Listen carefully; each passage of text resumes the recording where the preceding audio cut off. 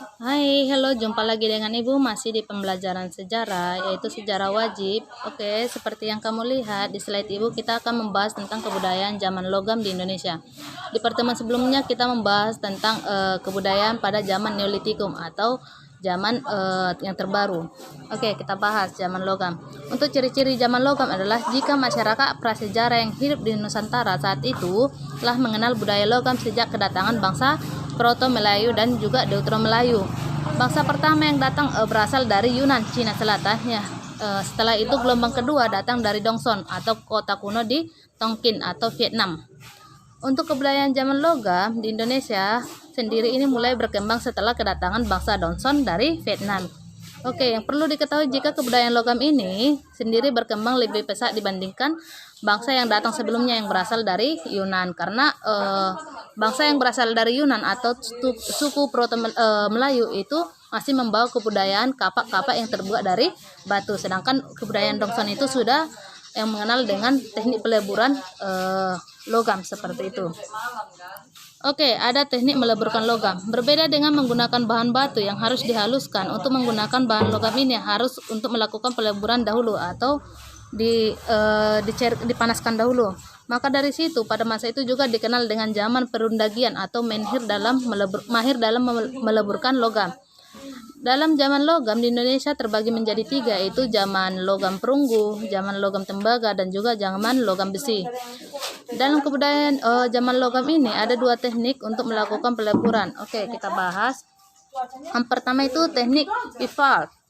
Untuk teknik weave valve ini ialah teknik setangkup, di mana untuk membuat perunggu dilakukan dengan cara menaklukkan 2 buah bagian batu, setelah itu diisi dengan cairan logam.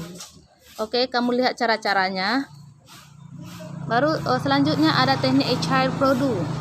Itu teknik selanjutnya juga disebut dengan teknik cetak lilin, di mana bahan dasar yang digunakan berupa tanah liat dan lilin.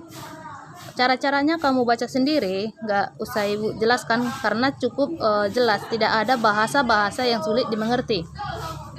Oke, hasil kebudayaan zaman logam. Dalam kebudayaan zaman logam sendiri terbagi menjadi 3 jenis, yaitu zaman tembaga, zaman perunggu, dan zaman besi. Oke, kita bahas pertama zaman tembaga. Zaman tembaga ini menjadi awal manusia mengenal logam dalam kehidupannya, di mana mereka menggunakan tembaga sebagai bahan dasar untuk pembuatan peralatan sehari-hari. Para ahli menuturkan jika Indonesia tidak dipengaruhi oleh zaman tembaga ini, serta mereka tidak pula mengalami masa tersebut hingga saat ini.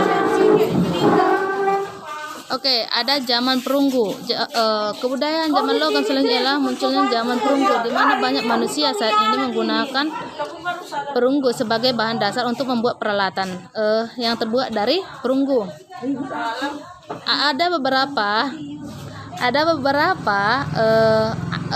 alat-alat atau benda-benda yang terbuat dari perunggu. Ada adrasa, kamu baca itu apa adrasa, ada kapak corong, ada nekara, dan juga ada moko, ada bejana perunggu, dan ada juga arca. Kamu baca sendiri, oke? Selanjutnya ada zaman besi. Dan kebudayaan zaman logam terakhir adalah kebudayaan zaman besi, di mana pada zaman ini manusia sudah mengenal besi yang membuat bahan ini sebagai alat kesehariannya. Cara membuatnya pun dengan meleburkan besi, dan bijinya pun dituangkan ke dalam cetakan yang sudah disiapkan seperti yang kita bahas di sebelumnya.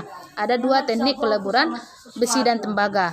Untuk peninggalan zaman besi di Indonesia sendiri ditemukan beberapa mata kapak, mata pisau, mata sabit, mata pedang, cangkul, dan lain sebagainya. Mungkin alat-alat ini masih ada di rumah kalian, seperti cangkul, seperti pisau, seperti sabit, dan juga kapak-kapak untuk membelah kayu bakar, seperti itu. Di Indonesia, benda-benda ini ditemukan di Gunung Kidul, Yogyakarta, Bogor, Besuki, dan Punung, Jawa Timur. Sedangkan untuk alat zaman batu juga ada beberapa peninggalan tersimpan di beberapa museum di Indonesia. Mungkin kalau ada kesempatan kita bisa untuk melihat peninggalan ini di Museum Negeri Medan. Tapi kalau ada kesempatan seperti itu. Oke, sampai di sini yang Ibu jelaskan. Kurang dan lebihnya nanti jika ada yang mau kurang dipahami bisa dipertanyakan Ibu, chatting Ibu. Oke, see you, goodbye.